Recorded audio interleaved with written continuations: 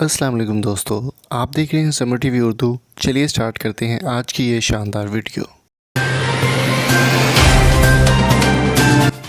दोस्तों, social media पर काफ़ी सारी खबरें जो है वो सुनने को मिली डैरन सैमी के हवाले से।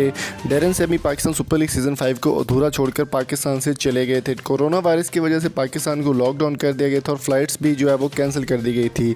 और जावेद अफरीदी को भी इस बात का काफ़ी नुकसान हुआ और उनको काफ़ी दुख भी है इस चीज़ का कि डैरन सैमी के जाने का। अभी सोशल मीडिया पर ये खबरें काफ़ी ज़्यादा गर्दिश कर रही हैं और काफ़ी हाईलाइटेड की जा रही हैं और मीडिया में भी ये चीज़ें काफ़ी देखने को मिल रही हैं। उनका कहना है कि डैरन सैमी ने पाकिस्तान की नेशनैलिटी हासिल करते ही इस्लाम कबूल कर लिया है। और दोस्तों, मैं आपको बताता चलूँ कि इस खबर में कितनी हकीकत है।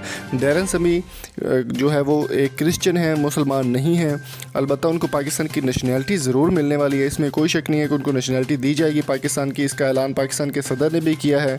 लेकिन जो है डैरन सैमी ने इस्लाम कबूल नहीं किया। इस बारे में कोई भी रियल न्यूज़ जो है वो ना आप इस पे अफवाह पे कान धरें।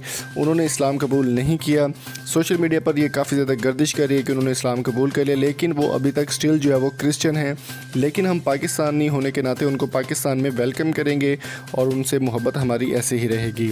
अगर वो इस्लाम कबूल करना चाहें तो हमारी मोहब्बत उनके लिए बहुत ज़्यादा है, इस्लाम में हम उनको वेलकम करेंगे।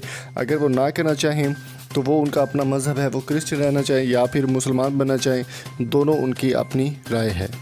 तो दोस्तों, आपकी इस बारे में क्या राय है? कमेंट बॉक्स में कीमती राय से हमें ज़रूर आगाह कीजिए। वीडियो पसंद आई तो चैनल को सब्सक्राइब ज़रूर कीजिएगा। तब तक अपना और अपने प्यारों का बहुत सारा ख्याल रखिएगा। मिलेंगे आपसे नई वीडियो में।